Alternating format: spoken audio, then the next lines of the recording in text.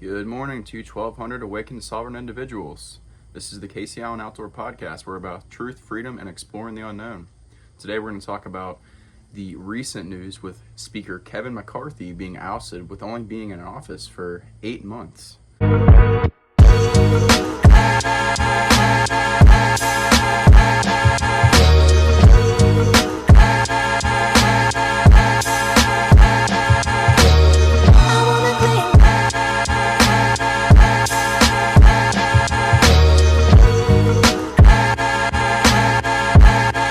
Eight Republican congressmen came forward, along with Matt Gaetz, and 96% of the Democratic votes in Congress also came together and decided that it was in their best interest and everyone's best interest for McCarthy to be ousted. Now, it's not been fully clear as to why he's been ousted, but it's been said by Matt Gaetz and other Republican critics basically saying that McCarthy was given the option: do you want to keep funding Ukraine or do you want to pull out?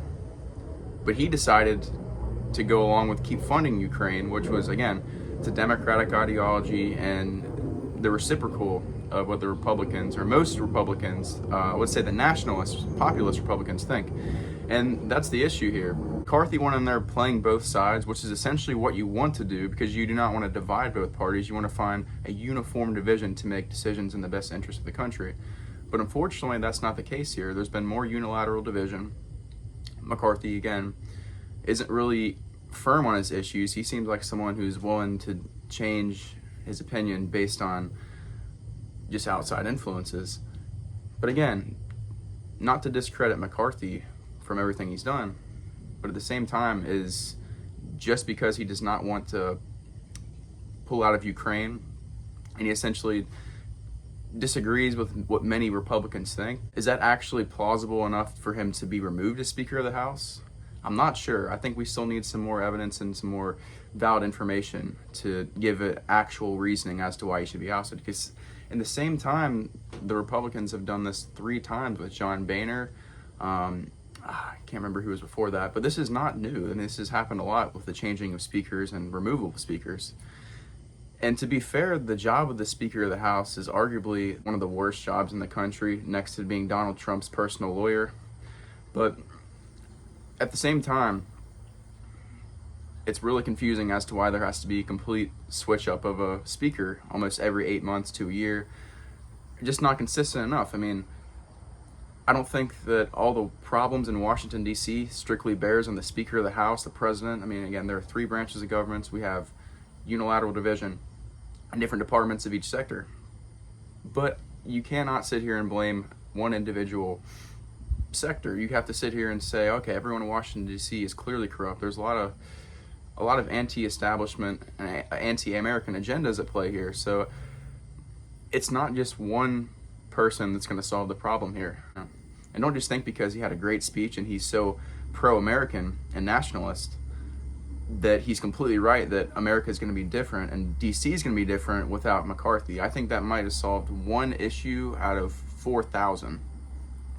Because again, I'll even say it, these are all economic policies that it goes back to.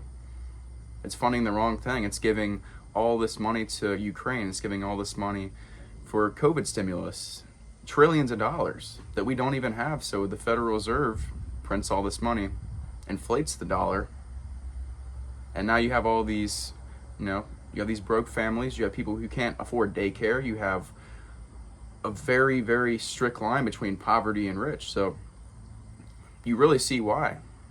It's poor economic policy. And like I said, getting rid of one person is not going to fix that economic policy because it's DC is plagued as a whole. There are very few Americans there that can come together and string across some ideas that are going to really bring both parties together and bring the people together, because that's what's most important. And that's not going to happen when we've seen distrust in the government. We've seen so many poor policies. So getting rid of McCarthy as Speaker of the House, it's not going to necessarily solve any of those problems.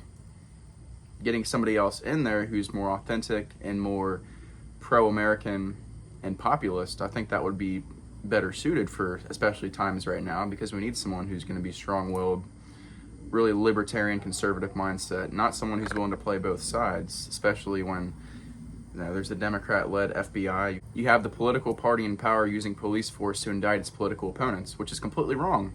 And we've seen it time and time when it comes to Trump, when it comes to just these conservative voices wanting to speak up. And that's a serious issue. It's nothing you can even argue about. It's complete bias when it comes to DC, the media.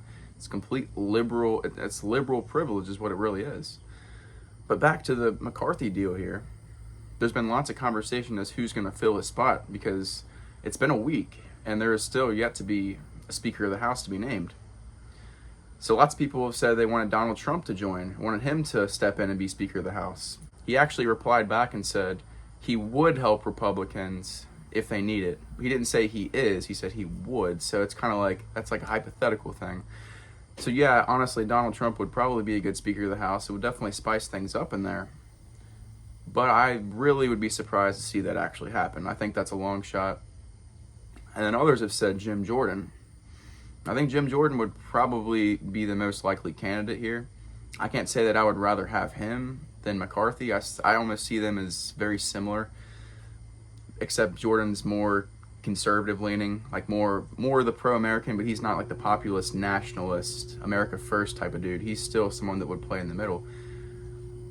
But I think that would be a step in the right direction. And again, focusing all this time on who's going to be the Speaker of the House or the next Speaker of the House, it's honestly going to do more harm than good when you think about it. Because like I said, we have so many other issues that need to be solved first. And it's just going to prolong those issues by taking somebody else out. Which again, like I said, I do disagree with McCarthy wanting to fund Ukraine. And he was actually supposed to stay true to his promises when he was elected Speaker of the House, when it came to Republicans. And he essentially lied, and that's why Matt Gaetz is calling him out. And the true pro-Americans who are America first, and they abide by the Constitution and the 1776 ideals, which is extremely important. So, like I said, focusing on this issue is probably going to be more of a problem than a solution.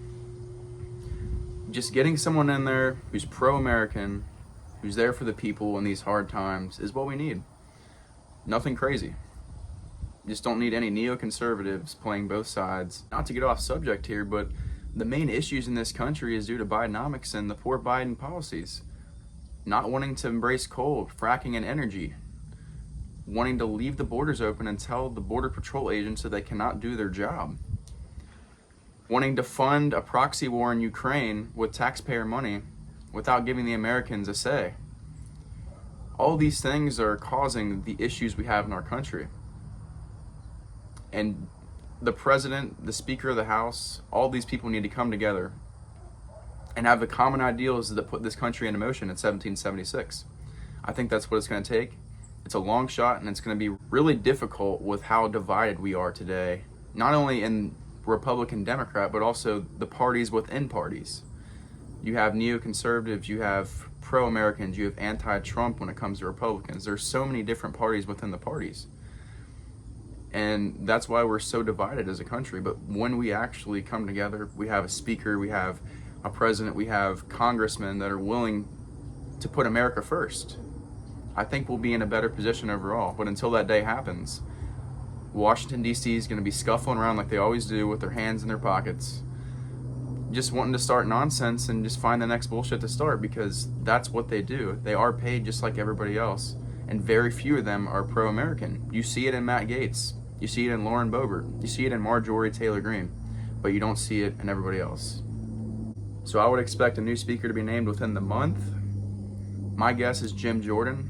I would like to see personally Donald Trump or Tucker Carlson step in. I think Tucker would be excellent for that, even though he's on his own independent path right now.